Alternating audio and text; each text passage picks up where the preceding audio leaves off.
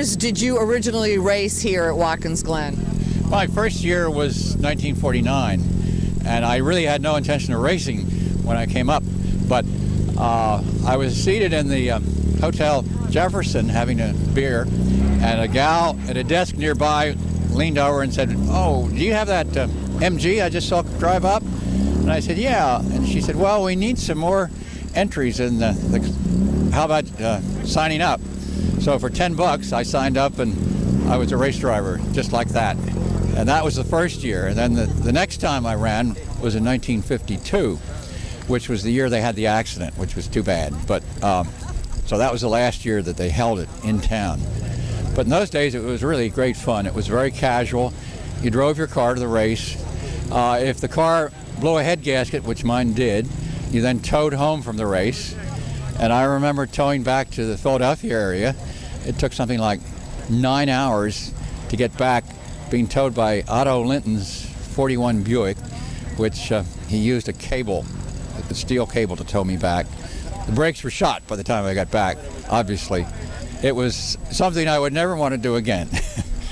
But it was a lot of fun, but it's more fun now because we're better organized, the cars run better, there are more, the people that are running vintage cars really, really like it. And if you were at the Collier Cup dinner last night, I think you know what the feelings are there. That was just a great experience, and people like Joe Tierno and Greg Prohodka really have done an awful lot for all of us in making it so enjoyable. And as far as I'm concerned, the cars are the stars, and we're just the custodians of them, and we keep them up, and we drive them, and we have fun, and we inspire other people to drive them. And I hope it'll always be like that. In the intervening years, did you stop racing and then start again? Bring us up to speed on that one. Well, I did, really, because my parents were so much against racing that it just really wasn't worth the hassle. So I just gave it up. And meanwhile, I sold the MG that I have here, which I'd bought originally in 1948, although it is a 47. And then I bought it back again in 1975.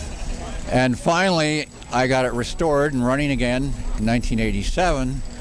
And I've been racing it pretty regularly since then. And that's been a lot of fun.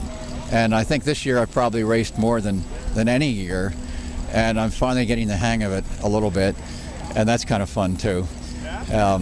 Watkins Glen is a great course. It's a nice course, the current course. The old course was something else again. That was really rugged. It was hard on the cars because going up that long hill, if you were in second gear in an MG, you were over-revved. And if you were in third gear, you were just lugging the engine. So that's why so many head gaskets went on that hill. Besides which, it was pretty spooky. And coming back into town, you came down that hill as fast as you wanted to, or as fast as you dared. And then at the bottom of it, there was a left-hand 90-degree turn. And I remember following a much older man, I guess he must have been at least 40 at the time, driving a Mercedes, about a 34 500K drop-head coupe, big heavy thing. And I thought, well, gee, this guy knows what he's doing. I'll just follow him. So he went barreling down the hill and didn't brake and didn't brake. And finally, he hit the brakes and spun. Finally, I hit the brakes and spun. And there was a guy getting a shave in the barber shop at the bottom there. And he leapt out of the chair and ran to the back of the shop. I knew then it was pretty hairy by that time. I ended up with a hay bale on my back bumper and drove around with that for the next couple of laps till it fell off. But it was fun, but we were crazy to be doing all this sort of thing. There was no safety thing. The spectators were just behind a rope, and they were standing on the side, just as if it were a 4th of July parade, and not cars running full speed and apt to go out of control and so forth.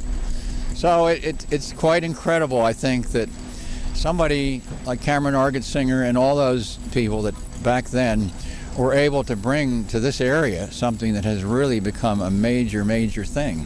Just a few people have changed history, and we all owe them a lot for that. It's really been quite a historic thing that's taken place. And it wouldn't have taken place without their thoughts and inspirations and daring in putting it on. So you went from racing in the streets in the early days of Watkins Glen, with a whole long period of time in between, taking up racing again on racetrack courses. Yes, that's true, because there aren't really many street races anymore. The major one has been, in the last 10 years, Pittsburgh, which is through Chenley Park. And that's a true road course, and it's quite intimidating. You're running on narrow roads. There are stone walls on either side of you, and not too many people really like it, but it's a fun event, and we sort of want to go there because we'd like to keep it alive. And where I'm from, in Philadelphia, we're going to have a race this October on the 8th and 9th through Fairmount Park, and that will be a reenactment of a race that originally took place in 1908 through 1911. So we're very happy to be able to put that on, finally. It's taken a long while to do it. Do you notice a difference in the approach to competition between those early days of racing and what you're experiencing in these more recent years? Well, I think in the early days there were some stars that had been racing earlier, like the Cunninghams and the Kyers and Phil Hill, and I wish I could remember all of them, but there were some pretty outstanding people. And the rest of us were just people that had bought a sports car, drove it to work and back, and decided to go racing on a weekend. So we were just the also-rans.